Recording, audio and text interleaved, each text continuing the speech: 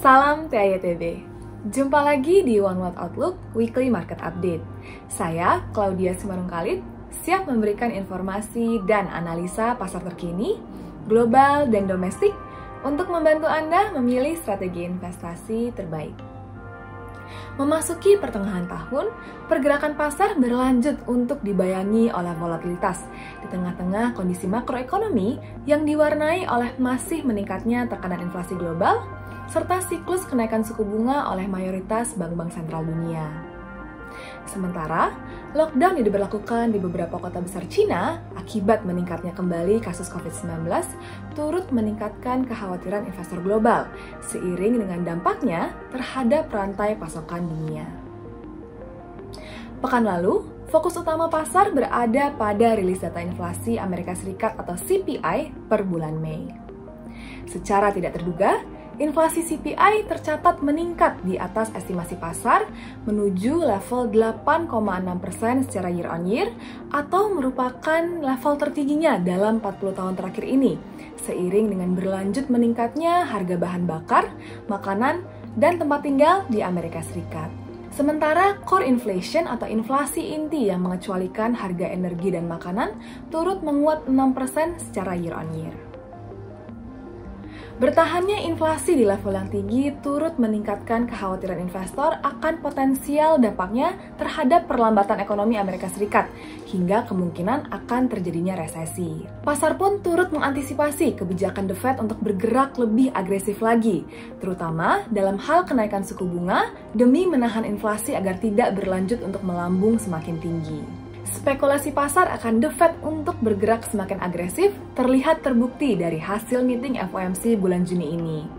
Ketua The Fed, Jerome Powell, mengumumkan keputusan Bank Sentral untuk menaikkan suku bunga sebanyak 75 basis poin atau merupakan kenaikan suku bunga yang paling agresif sejak tahun 1994, membawa suku bunga Fed menuju level 1,5 hingga 1,75%.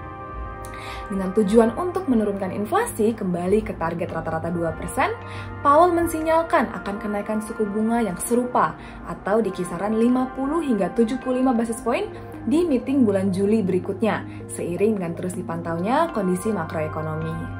Rilis survei dot plot dari masing-masing gubernur Bank Sentral Amerika Serikat menunjukkan bahwa suku bunga dinilai dapat meningkat menuju 3,4% di akhir tahun 2022 dan 3,8% di akhir tahun 2023.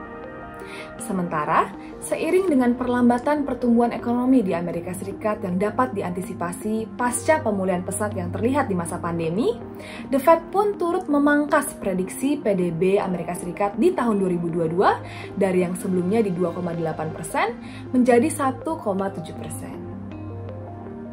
Tidak dapat dipungkiri, kekhawatiran pasar akan melambatnya pertumbuhan ekonomi di Amerika Serikat serta antisipasi akan kenaikan suku bunga yang pesat turut berdampak pada pasar keuangan.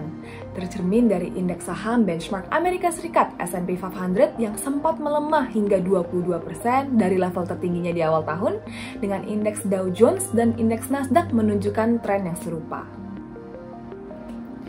Sementara pelemahan dapat terlihat di pasar Amerika Serikat, hal yang bertolak belakang dapat terlihat di pasar regional, khususnya negara Cina. Terlepas dari beberapa daerah di kota-kota besar Cina yang masih berjuang untuk menekan angka penyebaran COVID-19, dukungan dari pemerintah Cina dalam hal fiskal maupun moneter terlihat berhasil untuk menopang sentimen investor, tercermin dari indeks saham benchmark Cina atau CSI 300 yang menguat hampir 5% sepanjang bulan Juni berjalan ini. Selain didorong oleh optimisme terkait pembukaan kembali ekonomi Cina, berkurangnya tekanan regulator terhadap sektor teknologi di Cina turut menjadi faktor pendukung yang positif. Beralih ke pasar domestik.